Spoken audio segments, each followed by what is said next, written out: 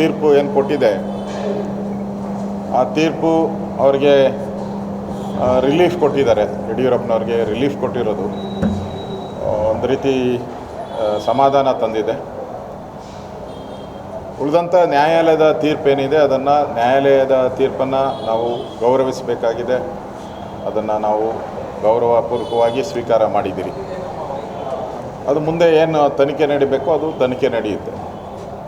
ಅದೇ ರೀತಿ ಸಿದ್ದರಾಮಯ್ಯನವ್ರದ್ದು ಕೂಡ 14 ಸೈಟ್ ಹಗರಣ ಏನಿತ್ತು ಮತ್ತು BJP ಏನು ಆಪಾದನೆಯನ್ನು ಮಾಡಿತ್ತು, ಇದು 14 ಸೈಟ್ ಅಲ್ಲ, ಸುಮಾರು 106,000ಕ್ಕೂ ಹೆಚ್ಚು ಸೈಟ್ಗಳು ಅಕ್ರಮ ಆಗಿದೆ ಅಂತೇಳಿ CBI ತನಿಖೆ ಕೊಡಬೇಕು ಅಂತ ಒಬ್ಬ ಆ್ಯಕ್ಟಿವಿಸ್ಟ್ ಹೋರಾಟ ಮಾಡ್ತಾಯಿದ್ರು. ಇವತ್ತು ಅದಕ್ಕೆ ಡಿಸ್ಮಿಸ್ ಮಾಡಿದ್ದಾರೆ, ಆ ಅರ್ಜಿಯನ್ನು ಡಿಸ್ಮಿಸ್ ಮಾಡಿದ್ದಾರೆ. ಅದರ ಎಂಕ್ವೈರಿ ಅದು ಈಗಾಗಲೇ ಏನು ಎನ್ಕ್ವೈರಿ ನಡೀತಾ ಇದೆ, ಲೋಕಾಯುಕ್ತ ಎನ್ಕ್ವೈರಿ ನಡೀತಾ ಇದೆ. ಇಡಿ ಲೋಕಾಯುಕ್ತ ಇರ್ಬೋದು, ED ಇರ್ಬೋದು.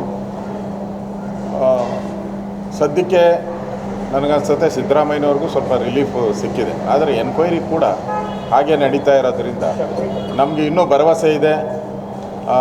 ಮೂಡಾ ಕೇಸಲ್ಲಿ ರಾಜ್ಯದ ಜನತೆಯ ದುಡ್ಡು ಲೂಟಿ ಏನಾಗಿದೆ, ಆ ಲೂಟಿ ಆಗಿರೋವಂಥ ದುಡ್ಡು ಮತ್ತೆ ಸರ್ಕಾರದ ಖಜಾನೆಗೆ ಬರುತ್ತೆ ಅನ್ನೋ ವಿಶ್ವಾಸ ನಮ್ಮೆಲ್ಲರಿಗೂ ಇದೆ. ನಾವು ಹೋರಾಟ ಮಾಡ್ತಾಯಿದ್ರಿ, CBI ತನಿಖೆ ಕೊಡಬೇಕು, ಆಗಲೇ ನಿಷ್ಪಕ್ಷವಾದಂಥ ತನಿಖೆ ಬರೋದಂಥದ್ದು.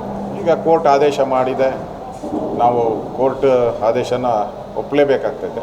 ಅದರಿಂದ ಮುಂದಿನ ದಿನಗಳಲ್ಲಿ ಕಾನೂನು ಪ್ರಕಾರ ಏನು ಹೋರಾಟ ಮಾಡ್ಬೋದು ಆ ಹೋರಾಟಗಳನ್ನು ಸಿದ್ದರಾಮಯ್ಯನವರ ವಿಚಾರವಾಗಿ ನಾವು ಹೋರಾಟವನ್ನು ನಾವು ಮುಂದುವರಿಸ್ತೀರಿ.